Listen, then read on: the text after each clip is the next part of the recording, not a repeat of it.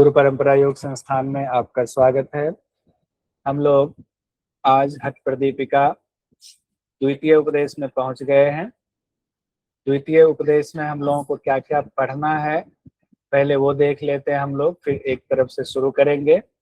प्रथम उपदेश हम लोगों ने पढ़ लिया, प्रथम उपदेश का ऑनलाइन टेस्ट भी दे दिया। द्वितीय उपदेश में देखिए क्या है। पहले आसन हम लोगों ने कर लिया प्रथम उपदेश में। द्वितीय उपदेश का नाम प्राणायाम है। प्राणायाम करेंगे आसन के बाद, यानी प्राणायाम पर हम आएंगे। प्राणायाम क्यों करें, इसकी विशेषता, इसका कारण बताया गया है। प्राणायाम से पहले हमें कहा गया नाड़ी शोधन का अभ्यास करना है। नाड़ी शोधन की फिर विधि बताई है स्वात्माराम जी ने। स्वात्माराम जी लेखक हैं प्रदीपिका के। नाड़ी शोधन कितनी बार करना है, पूरे 24 घंटे में कब कब करना है, ये बताया गया है। प्राणायाम गलत तरीके से करने से क्या नुकसान होता है, ये बताया गया है। ये क्वेश्चन बहुत पूछे जाते हैं। नाड़ी शुद्धि के लक्षण और लाभ बताए गए हैं। फिर उसके बाद सत्कर्म की बारी आई हुई है। फिर सत्कर्म की जरूरत क्यों है, ये बताया गया है। सत्कर्म का सीक्वेंस क्या है, वो बताया गया है। देवता भी प्राणायाम का अभ्यास करते हैं लंबी आयु पाने के लिए, उसकी चर्चा है। फिर सत्कर्म देवता भी प्राणायाम करते हैं के बाद 8 कुंभक बताया गया है। अष्ट कुंभक की चर्चा है। फिर अष्ट कुंभक के नाम और उसकी विधि बताई गई है। सहित कुंभक और केवल कुंभक की चर्चा की गई है। फिर हठ योग सिद्धि के लक्षण बताए गए हैं। ये आपके जो द्वितीय अध्याय है, द्वितीय उपदेश है हठ प्रदीपिका के, उसमें हमें ये पढ़ना है। तो सबसे पहले जो पढ़ना है हमें वो है पहले नाड़ी शोधन। अब देखिए 3 महत्वपूर्ण चीज हमें पढ़ना है द्वितीय उपदेश में। पहले नाड़ी शोधन पढ़ना है, फिर सत्कर्म पढ़ना है, फिर प्राणायाम पढ़ना है। अब हो सकता है एग्जाम में आपसे सवाल ये पूछ दे कि हठ प्रदीपिका द्वितीय उपदेश में सीक्वेंस क्या है। सीक्वेंस है पहले नाड़ी शोधन, फिर सत्कर्म, फिर प्राणायाम। प्राणायाम मतलब अष्टकुंभक। ये इसी सीक्वेंस में मंत्र बताए गए हैं। मैं जानबूझ करके इस पर फोकस कर रहा हूँ। एग्जाम में सिर्फ आपको ये नहीं, जैसे कि कल कहीं का मैसेज आया कि सिद्धासन के फल हमने सीक्वेंस में लिखना जरूरी है क्या। हमने कहा हाँ वो जरूरी है, क्योंकि एग्जाम में ऐसा पूछा जाता है, इसीलिए सीक्वेंस में लिखना ही नोट्स बनाना जरूरी है। स्क्रीन शेयर नहीं हो रहा है, दीक्षा जी का कहना है। दीक्षा जी आप एक बार लेफ्ट हो जाओ, फिर से ज्वाइन करो। स्क्रीन शेयर हो रहा है तो इसलिए कोई दिक्कत नहीं है, ठीक है। हो सकता है आपके यहाँ नेटवर्क के इशू हो। स्क्रीन शेयर हो रहा है क्योंकि मैंने 2 सिस्टम से खोला हुआ है। एक बार लेफ्ट करके आ जाओ तो हो जाएगा, या फिर मुझे पिन कर लो, इससे भी हो जाएगा। आइए अब हम लोग आते हैं। प्रथम जो मंत्र है हठ प्रदीप का द्वितीय उपदेश का, उस पर अथासने दृढ़ योगी वसी हित मितासन गुरुपदिष्ट मार्गेन प्राणायामान समभ्यसेत। ये इम्पोर्टेंट है, नोट कर लीजिएगा। आप लोग कहते हैं ना कौन सा इम्पोर्टेंट है, कैसे पता चलेगा। तो मंत्र भी हमें ध्यान रखना, ये मंत्र इम्पोर्टेंट है, पता आपको मैं बता रहा हूँ। अभी तक यहाँ से क्वेश्चन इस हिसाब से नहीं पूछा गया है, लेकिन कभी भी पूछा जा सकता है। जैसा ट्रेंड चल रहा है कभी भी पूछा जा सकता है। क्या है यहाँ पर, प्राणायाम के लिए योग्यता बताई जा रही है। अथासने, जब आपने आसन कर लिया तब कहा जा रहा है ऐसा जो दृढ़ योगी है। वसी हित मितासना, इंद्रियों को वश में कीजिए करने वाला। हितकारी मिताहारी, भोजन करने वाला। गुरुपदिष्ट मार्गेन, गुरु के हिसाब से चलने वाला। प्राणायाम का अभ्यास तब करना चाहिए गुरु के मार्ग से, यानी कि आप पहले तो आसन को दृढ़ कीजिए, फिर इंद्रियों को वश में कीजिए, हितकारी मिताहारी भोजन कीजिए, और फिर गुरु के हिसाब से बताए नियम के मुताबिक प्राणायाम का अभ्यास कीजिए। That's it. यानी ये सीक्वेंस आपको पता होना चाहिए। इस मंत्र में हो सकता है सीक्वेंस दे करके क्वेश्चन पूछ ले आपसे, सीक्वेंस देकर क्वेश्चन पूछ ले। 5 चीजें दे दिया। वसी हित मितासन गुरुपदिष्ट मार्गेन अथासने दृढ़। उल्टा पुल्टा दे दिया, कहा आप सजाइए इसको सीक्वेंस। ऐसे भी क्वेश्चन आ सकता है, इसको 4 बार 5 बार बोल लेंगे तो दिक्कत नहीं होगी। अथासने दृढ़ योगी वसी हित मितासन गुरुपदिष्ट मार्गेण प्राणायामान समभ्यसेत। इस तरीके से करना है। अगला है, अब ये देख लिया, इंद्रियों को वश में हितकारी मिताहारी भोजन करके गुरु के बताए ज्ञान के मुताबिक प्राणायाम का अभ्यास करना चाहिए। अब सवाल है प्राणायाम क्यों करना चाहिए, प्राणायाम से ऐसा क्या होगा, क्यों ही करना चाहिए, हम नहीं करना चाह रहे प्राणायाम। हाँ नहीं, प्राणायाम क्यों करना चाहिए जान लीजिए, ये भी इम्पोर्टेंट श्लोक है। चले वाते चलम चित्तम निश्चले निश्चलम भवेत् योगे स्थानोत्वम आपनोति ततो वायु निरोधयेत्। चले वाते चलम चित्तम निश्चले निश्चलम भवेत् योगे स्थानोत्वम आपनोति ततो वायु निरोधयेत्। वायु जब आपका चल रहा है, वायु मतलब प्राण वायु, तो आपका चित्त भी चंचल हो जाता है। यानी देखिए, जिसका प्राण वायु जितना अनिश्चित होगा, चंचल होगा, उसका चित्त उतना ही चंचल होगा। और अगर प्राण वायु जिसका कंट्रोल में होगा, उसका चित्त भी उतना ही कंट्रोल में। योगी स्थान उत्तम आपनोति, तब जब चित्त स्थिर होता है तो योगी स्थिरता को प्राप्त होता है।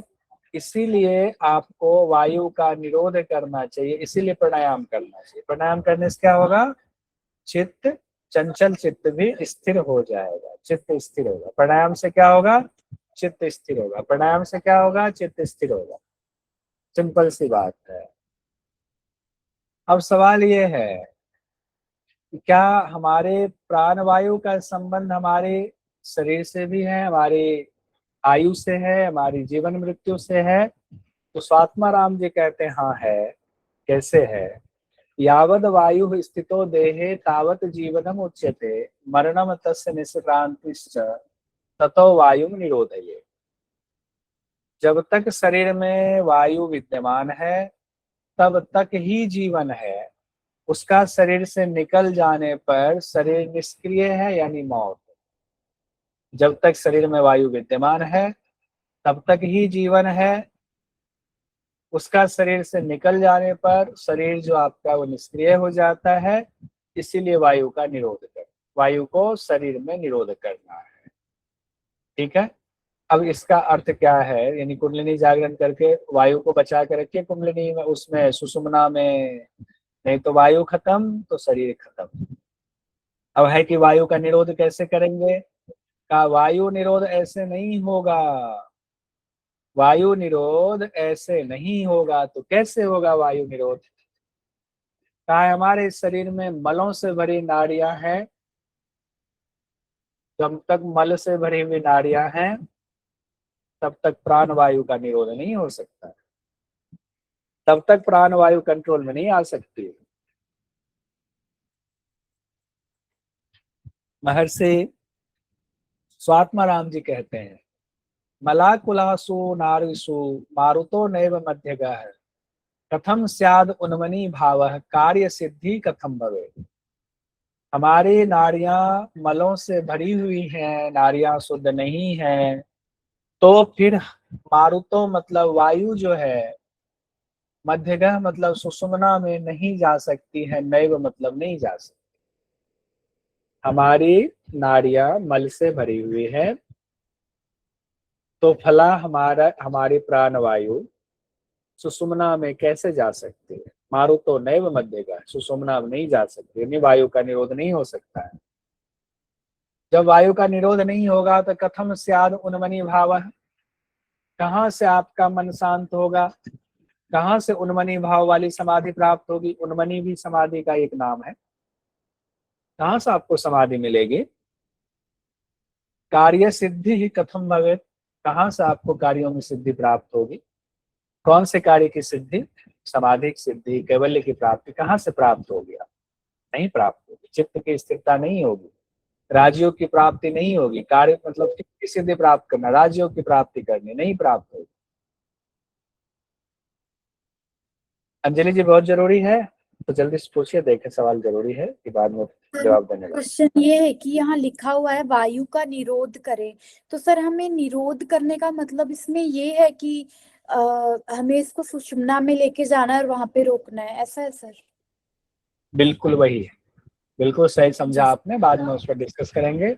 वायु निरोध का यही तात्पर्य है, सुषुम्ना में ले जाना। हठ योग के सभी ग्रंथ में वायु निरोध का अर्थ यही है, सुषुम्ना में प्राण वायु को ले जा करके वहां रोकना। अब ये चीज क्लियर कर लीजिए। कब माना जाए कि शरीर प्राणायाम के लिए तैयार है? अभी तो शरीर नहीं है तैयार, क्योंकि हमारी नाड़ियां मलों से भरी हुई है। लेकिन कब माना जाए शरीर तैयार है प्राणायाम के लिए? तो शुद्धम एति यदा सर्वम नारी चक्रम मलाकुलम तदेव जायते योगी प्राण संहरणे क्षमः। जब नाड़ियां मलों से निर्मल हो जाती है, तभी साधक प्राण वायु को नियंत्रित कर पाता है। जब जो है सभी नाड़ियां, सभी चक्र, सभी नाड़ियां, सभी चक्र, सभी नाड़ियां,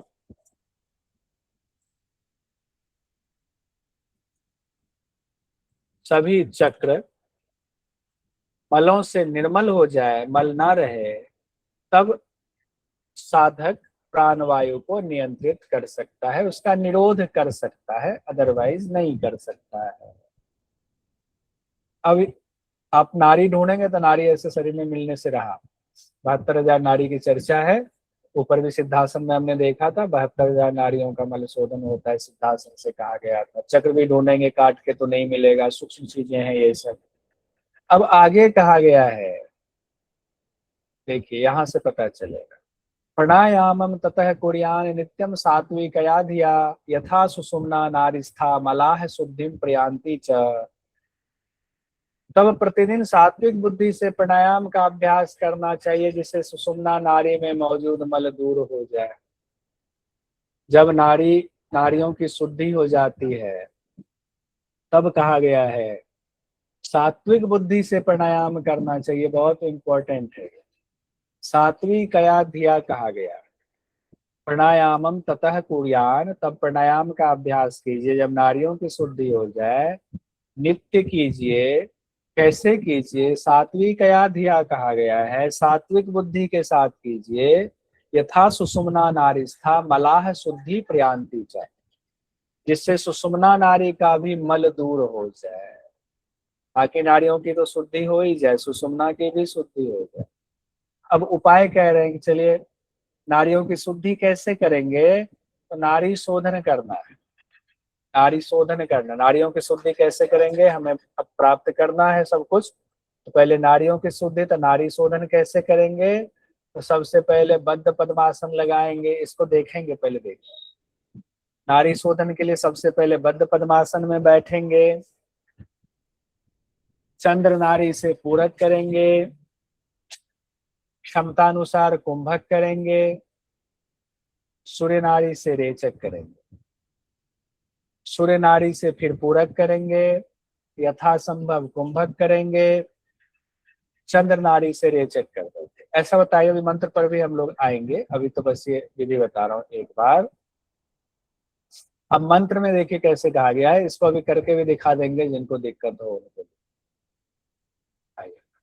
बद्ध पद्मासने योगी प्राणम चंद्रेन पूर्ये धारयित्वा यथाशक्ति भूयः सूर्येन रेचये। यानी बद्ध पद्मासन में बैठ जाइए, प्राणम चंद्रे पूर्ये, चंद्र का यानी कि लेफ्ट नोस्ट्रल से श्वास को लीजिए, धारयित्वा यथाशक्ति, और अंदर रोकिए श्वास को अपनी क्षमता अनुसार।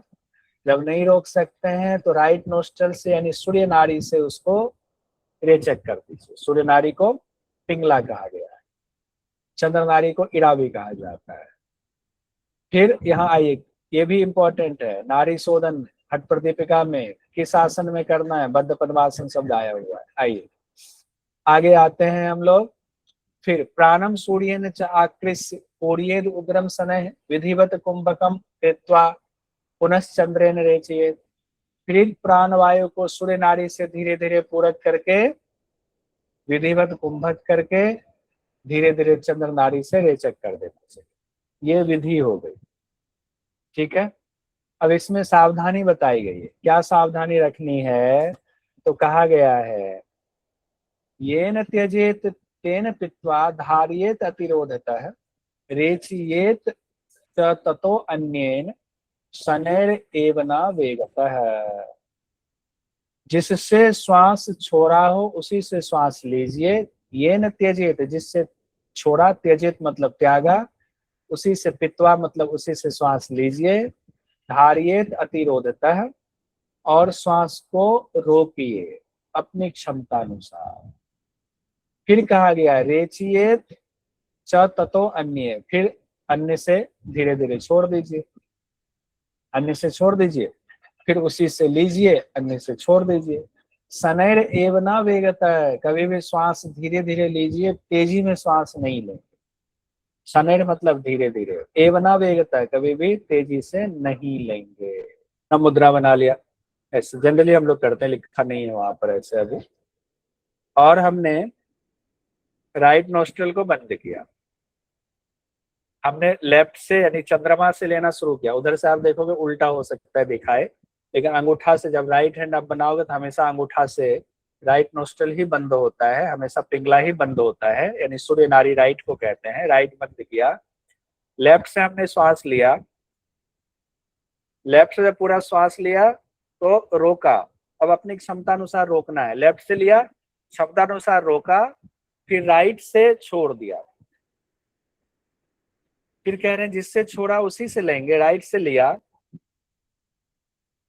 क्षमता अनुसार रोका, लेफ्ट से धीरे धीरे छोड़ दिया।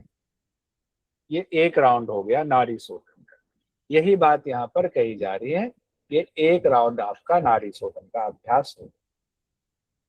और इसमें आसन कौन सा बताया गया? अर्ध पद्मासन। वो कौन सा बताया गया बताइए। बद्ध पद्मासन कैसे लगाते हैं? सर बद्ध पद्मासन में दोनों हाथ पैरों पे होते हैं ना, तो फिर हाँ, अब यहाँ कहा गया है, इसके 2-3 अर्थ लगाए जाते हैं। बहुत अच्छा सवाल है, आप लोगों का सवाल बहुत सुंदर है। 2-3 अर्थ लगाए जाते हैं, बता ही देता हूँ।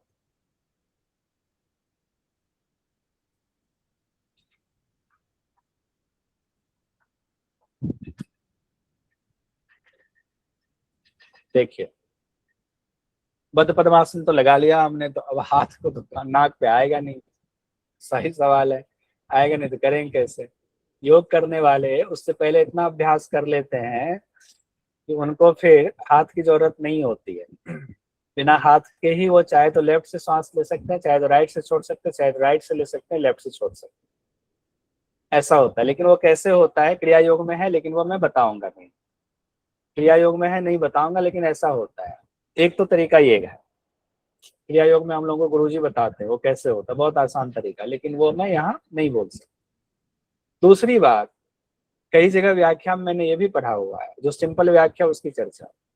बद्ध पद्मासन का अर्थ ये लगाया गया है, पद्मासन में अच्छे से स्थिर हो जाना ही बद्ध पद्मासन। और जब पद्मासन में अच्छे से स्थिर हो जाएंगे वही बद्ध पद्मासन है। तब तो हाथ खुला है आपका, कीजिए अभ्यास। दोनों बातें क्लियर हो गया मेरी तरफ से, मैंने दोनों बातें कह दी कि ऐसी स्थिति हो जाती है अभ्यास करते करते कि आपको हाथ की जरूरत नहीं पड़ती है फिर अनुलोम विलोम करने की। चूंकि मैं दीक्षित हूँ योग में, गुप्त विद्या में, इसलिए मैं बस इतना भर कहूंगा कि हाँ ऐसा होता है, ये सत्य है। अब स्वात्माराम जी एक ही मंत्र में पूरी विधि बता रहे हैं।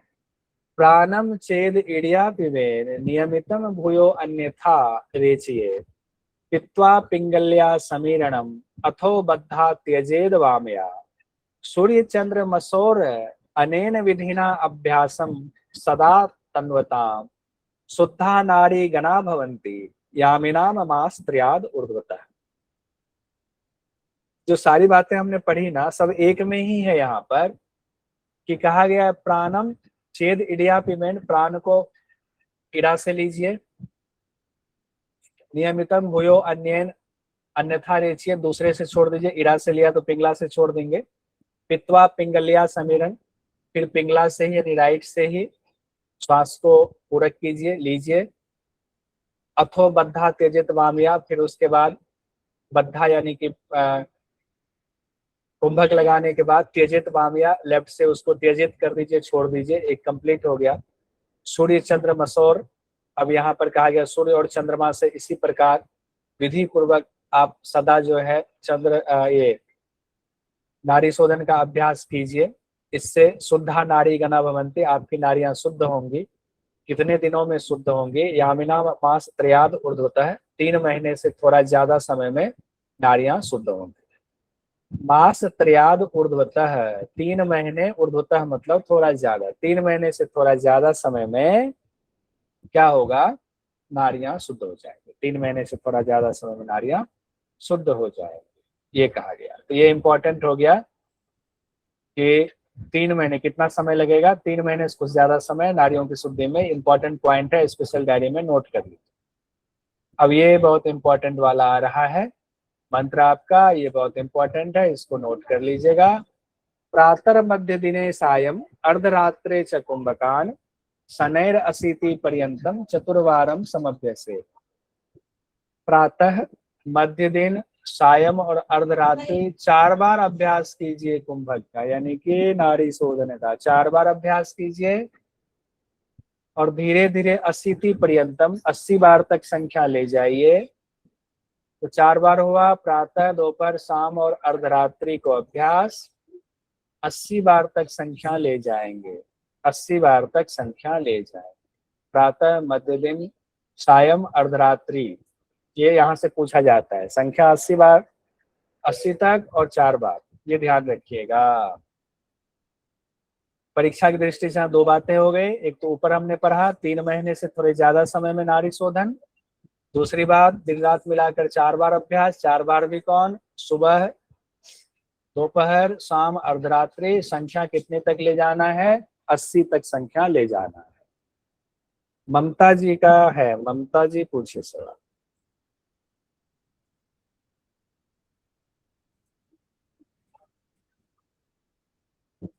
ममता जी, आवाज नहीं आ रही। आप खैर बोल भी रहे हो, आवाज नहीं आ रही।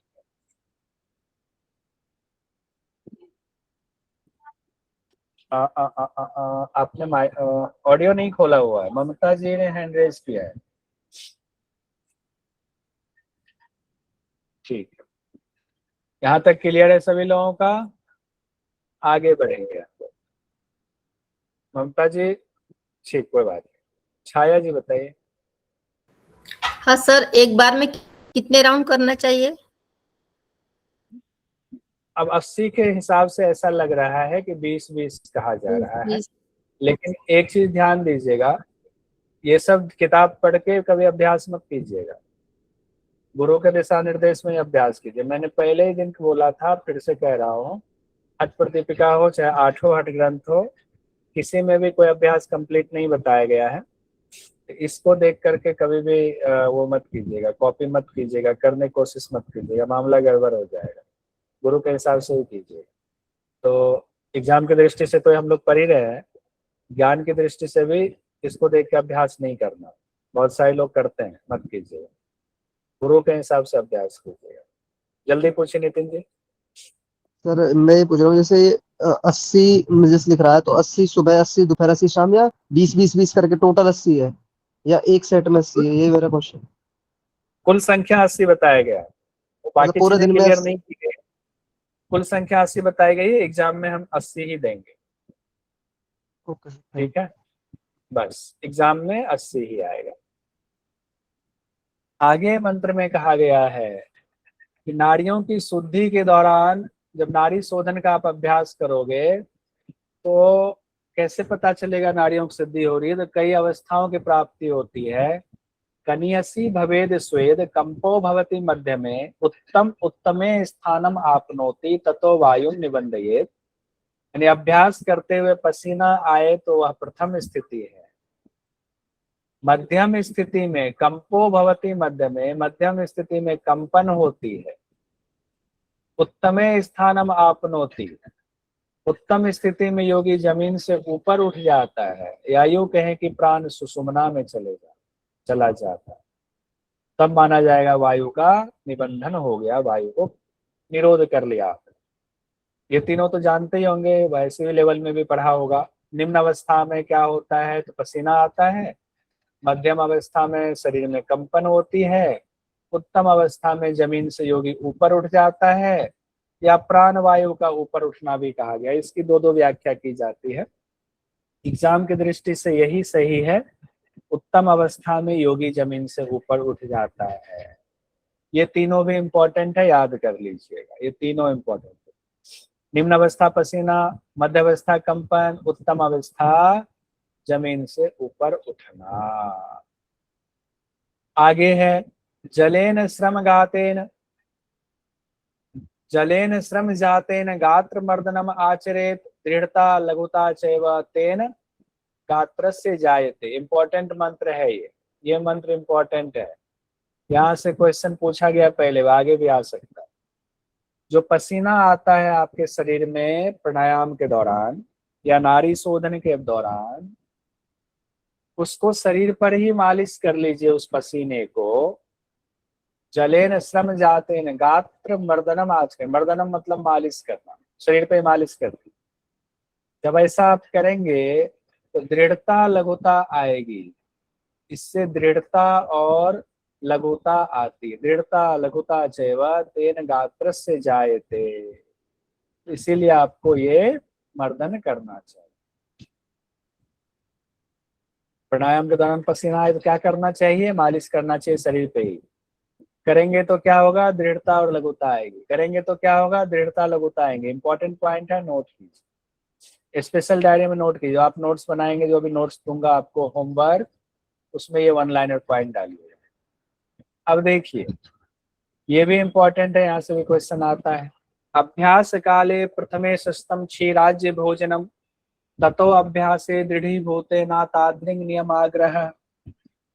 अभ्यास के शुरुआत में क्षीराज्य भोजन, दूध और दूध से बने भोजन करने चाहिए। दूध और दूध से बने भोजन करने चाहिए। तो दूध और घी से युक्त भोजन करना चाहिए, ये भी कहा जाता है। कब, अभ्यास के शुरू में, जब आपने अभ्यास शुरू किया है तब। ततो अभ्यास दृढ़ीभूत है, जब आपका अभ्यास दृढ़ हो गया, अब अभ्यास आपका एकदम मजबूत हो गया। ना तादृंग नियम आग्रह, तब आपको नियम आग्रह, ये जो नियम आपने बनाया कि दूध घी से युक्त ही भोजन करेंगे, तब इस नियम की जरूरत नहीं है। तादृंग नियम आग्रह ना, तब जरूरत नहीं। ठीक है, ये क्वेश्चन पूछा जा सकता है शुरुआत में। यहाँ तक क्लियर हो गया। अगला है हमारा, जब आप प्राणायाम का अभ्यास कर रहे हैं, वायु को नियंत्रित करने की कोशिश कर रहे हैं, तो क्या सावधानी बरतनी है, ये बहुत जरूरी है। यथा सिंहो गजो व्याघ्रो भवेद वस्यः शनैः शनैः तथैव सेवितो वायु अन्यथा हन्ति साधकम। जैसे सिंह हाथी बाघ को धीरे धीरे वश में किया जाता है, उसी तरह वायु को धीरे धीरे वश में करना चाहिए, अन्यथा साधक को नुकसान पहुंचता है। अन्यथा साधक को नुकसान पहुंचता है। यथा सिंहो गजो व्याघ्रो भवेद वस्यः शनैः शनैः तथैव सेवितो वायु अन्यथा हन्ति साधक। जैसे कि सिंह है, गज है, हाथी है, बाघ है, इनको जब कंट्रोल में किया जाता है तो इनको धीरे धीरे कंट्रोल में किया जाता है। इनको अचानक से कंट्रोल में नहीं कर सकते, बहुत लंबा समय लगता है, बहुत ट्रेन करना पड़ता है इसको। उसी तरीके से प्राणवायु भी इतना ही खतरनाक होता है, सिंह की तरह, हाथी और बाघ की तरह। उसको भी धीरे धीरे कंट्रोल में कीजिए। और अगर नहीं किया, अचानक से प्राणवायु को आपने लेना, खूब तेजी में छोड़ना शुरू कर दिया, अन्यथा हंति साधकम। हंति मतलब मार देगा आपको, नुकसान पहुंचाएगा। यही प्राणवायु आपको नुकसान पहुंचाएगा।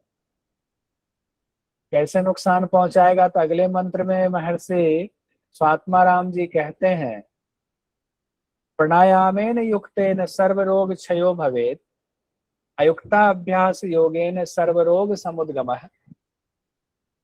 प्राणायाम के युक्त अभ्यास से सभी रोग तो दूर होते हैं, और अयुक्त प्रकार से, गलत प्रकार से प्राणायाम करेंगे तो सभी रोग हो जाएंगे। अयुक्त प्रकार मतलब जल्दी जल्दी अगर आपने वायु की साधना की तो जो रोग आपके अंदर दबा हुआ है वो भी उखड़ के आपके सामने आ जाएगा, रोग हो जाएगा। और अगर आपने अच्छे से गुरु के निर्देशन में धीरे धीरे किया, सभी रोगों का क्षय होगा। कौन से रोग हो जाएंगे गलत अभ्यास करने से? उसके लिए ये बहुत इंपॉर्टेंट मंत्र है। यहाँ से कई बार सवाल पूछा गया है, कई बार सवाल पूछा गया और आगे भी पूछा जाएगा, गारंटी है मेरी। हिक्का श्वासश्चकाशश्च शिरः कर्णाक्षि वेदना भवन्ति विविधाः रोगाः पवनस्य प्रकोपतः। इसको सीक्वेंस में याद करना। हिक्का, श्वास, काश, सिर, कर्ण, अक्ष वेदना। हिक्का मतलब होता है हिचकी आना, श्वास मतलब होता है दमा, काश मतलब होता है खांसी आपको बहुत हो गई, सिर, कर्ण, अक्ष, सिर, कान और आंख वेदना, उसमें वेदना होगी, सिर, कान और आंख में वेदना होगी। इस तरह से विविध रोग हो जाएंगे पवन के प्रकोपित होने से। पवन के प्रकोपित होने से विविध प्रकार के रोग हो जाएंगे आप। अब देखिए, एक सीक्वेंस में याद रखना है तो इसको मेरे पीछे पीछे बोल जाइए क्योंकि ये बहुत इंपॉर्टेंट है। माइक बंद रहना चाहिए।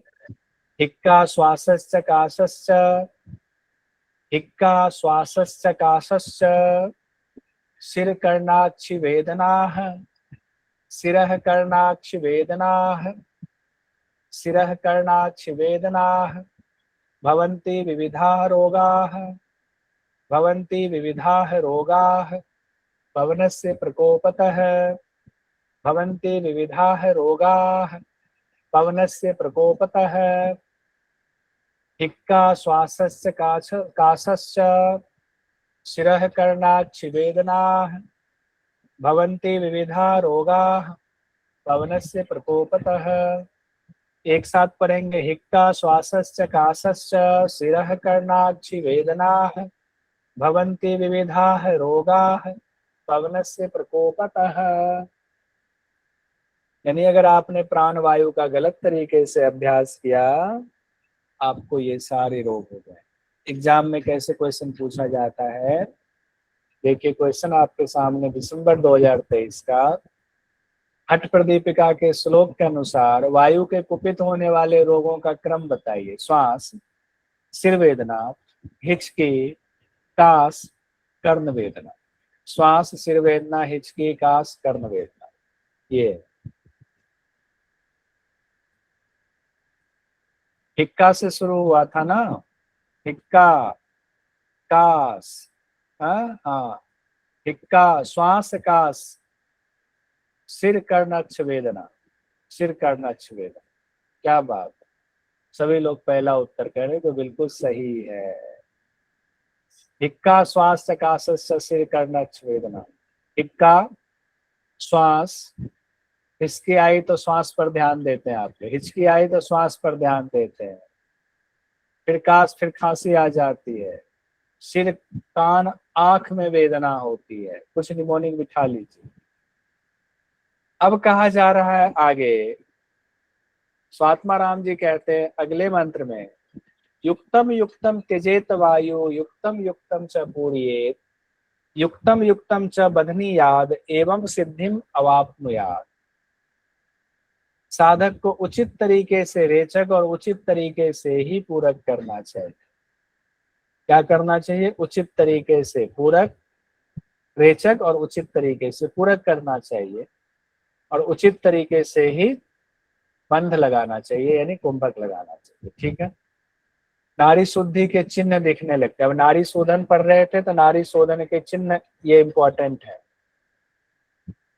यदा तु नारी शुद्धि स्याद तथा चिह्नानि बाह्यतः, कायस्य कृष्टा कांतिश्च तदा जायते निश्चित। यानी नारी शुद्धि के जब आपका होने लगता है, नाड़ियां शुद्ध होने लगती है, तो आपके शरीर पर कई लक्षण प्रकट होने लगते, बाह्य लक्षण प्रकट होने लगते। जैसे कायस्य कृशता, शरीर आपका सुडौल होने लगेगा, पतला होने लगेगा, शरीर पर कांति आ जाएगी, शरीर पतला सुडौल हो जाएगा, शरीर पर कांति आ जाएगी। यथेष्टम धारणम वायु, आप वायु धारण करने की शक्ति आ जाएगी यथा अनुसार। अनलस्य प्रदीपनम, आपकी जठराग्नि प्रदीप्त हो जाएगी। नादाभिव्यक्ति आरोग्यम जायते नाड़ी शोधना, नाद की अभिव्यक्ति होगी, अंदर का नाद सुनाई देगा, नाड़ी शुद्धि अंदर का नाद। आरोग्यम, आरोग्यता आएगी, आरोग्यता मतलब रोग नष्ट हो जाएंगे, डिजीज सारे खत्म हो जाएंगे, आप निरोगी हो जाओ। ये हो गया नाड़ी शुद्धि के लक्षण। और लास्ट में इसी में बताया जाएगा हठ सिद्धि के लक्षण। तो अभी यहाँ ध्यान रख लीजिए, नाड़ी शुद्धि और हठ सिद्धि के लक्षण अलग अलग हैं। लास्ट में हम लोग दोनों को कंपेयर करके पढ़ेंगे। अभी हमने नाड़ी शुद्धि के लक्षण पढ़े, फिर से देखिए। कायस्य कृशता पहले पढ़ा, फिर शरीर पर कांति आएगी, शरीर पतला होगा, सबसे पहले क्या होता है, मोटापा खत्म होता है। मोटापा खत्म होगा, शरीर एकदम चेहरा चमकने लगेगा। फिर कहा गया है यथेष्ट धारणम वायु, वायु को अपनी क्षमता अनुसार धारण करने रोकने की क्षमता आ जाएगी। और जठराग्नि प्रदीप्त हो जाएगी। अनल मतलब होता है अग्नि, अग्नि प्रदीप्त हो जाएगी आपके शरीर की, और नाद सुनाई देने लगेगा आपके शरीर में। आरोग्यता आ जाएगी आपके शरीर में। इसको सीक्वेंस में लिख लीजिएगा, बहुत इंपॉर्टेंट है सीक्वेंस में इसको लिखना। बाद में ये नाड़ी शुद्धि के लक्षण है, बाद में हठ सिद्धि के लक्षण को हम लोग कंपेयर कर लेंगे। तो ऐसा बनाइएगा कि आधे पेज पर आपका ये आए, बाद में आधे पेज पर जगह छोड़िएगा तो ना हठ सिद्धि के लक्षण आ जाए। नाड़ी शोधन हो गया, हमने ऊपर देखा था। नाड़ी शोधन के बाद षटकर्म हम लोगों को पढ़ना है द्वितीय उपदेश। किसके द्वितीय उपदेश में? हठ प्रदीपिका के द्वितीय उपदेश, जहां कहा गया मेद श्लेष्माधिक पूर्वम षटकर्माणि समाचरेत् अन्यस्तु नाचरेत तानि दोषानाम संभावत। मेद श्लेष्माधिकः पूर्वम षटकर्माणि समाचरेत् अन्यस्तु नाचरेत तानि दोषानाम संभावत। जब मेद यानी मोटापा या चर्बी, और श्लेष्म यानी कफ, मेद मतलब होता है मोटापा, श्लेष्म हो गया आपका कफ। कहा गया जब ये ज्यादा हो तो उस साधक को पहले षटकर्म का अभ्यास करना चाहिए। अन्यस्तु नाचरेत तानि दोषानाम संभावत। अगर आपका दोष संभाव में है तो आपको षटकर्म की आवश्यकता नहीं है। ये इंपॉर्टेंट मंत्र है, ये इससे क्वेश्चन पूछा गया था। ऐसे क्वेश्चन पूछा गया, 5 दे दिया नीचे में, मेदः श्लेष्मादिकः पूर्वः षटकर्माणि अन्यस्तु नाचरेत दोषानाम संभावत, उल्टा पुल्टा कहा, इसको सीक्वेंस में लगाइए। लीजिए, तो ये भी पूछ दिया गया, ये भी पूछ दिया गया था। मेद श्लेष्म अधिकः पूर्वम षटकर्माणि समाचरेत अन्यस्तु नाचरेत तानि दोषानाम संभावतः। तो ये इसमें कहा ये जा रहा है, जब आपके शरीर में मोटापा बढ़ा हुआ है, चर्बी बढ़ी हुई है, कफ बढ़ा हुआ है, तो षटकर्म का पहले अभ्यास कीजिए, उसके बाद प्राणायाम कीजिएगा। अगर तीनों दोष सम है तो आपको षटकर्म की आवश्यकता नहीं है। सिंपल सी बात यही कही गई है, सिंपल सी बात।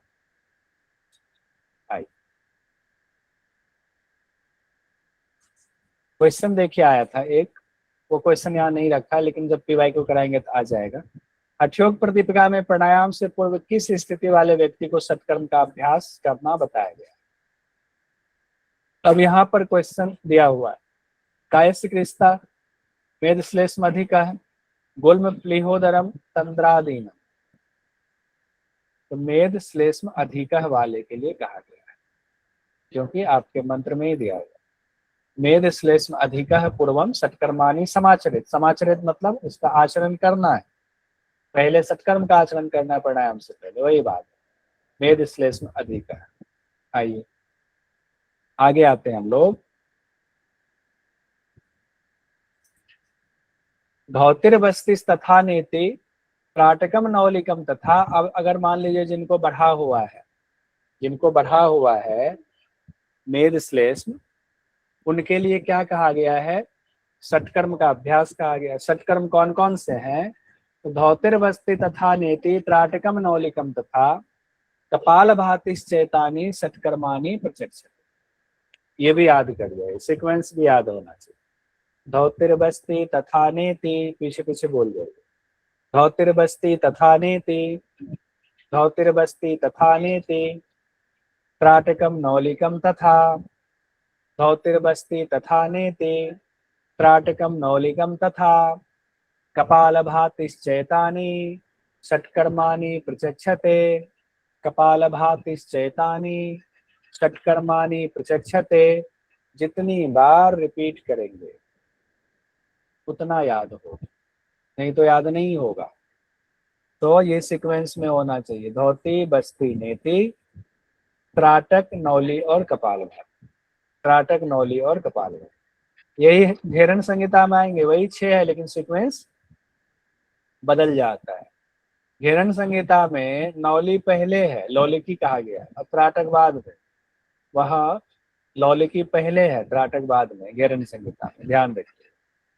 आइए अगला आते हैं हम लोग, यहीं तक रखेंगे लास्ट हम लोग 23वें मंत्र तक। उसके बाद कल हम लोग सटकर्म को पूरा कंप्लीट देखेंगे। कर्मम सटकम इदम गोप्यम सट शोधनम कारकम विचित्र गुण संधाय पूज्यते योगी पुंगवै। सटकर्म का अभ्यास करना है और इसको गोपनीय रखना है, क्योंकि इससे घट का शोधन भी होता है। और घट शोधन, ये सारी विधियां इसको कागे गोपनीय रखना। होता क्या है? विचित्र गुण संधाय, ये विचित्र गुण को देने वाला है। आपके अंदर ऐसे गुण को देने वाला है जैसा गुण पहले आपके अंदर नहीं था, ऐसे विचित्र गुण को देने वाला है। ये विचित्र गुण संधाय योगी पूज्यते योगी पुंगवय है। सटकर्म के अभ्यास को गोपनीय रखना चाहिए। इस शरीर को शुद्ध करने वाला अभ्यास है, घट का शोधन करता है, आश्चर्यजनक फल देने वाली क्रिया है ये। योगी लोग सटकर्म को पूजते हैं, इसीलिए योगी लोग सटकर्म को पूजते हैं।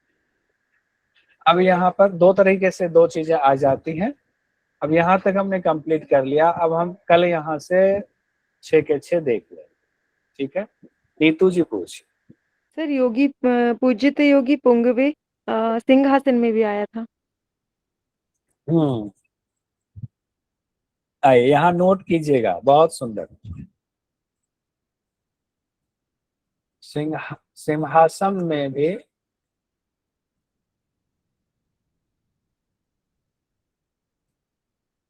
पूज्यते योगी पुंगवे आया था।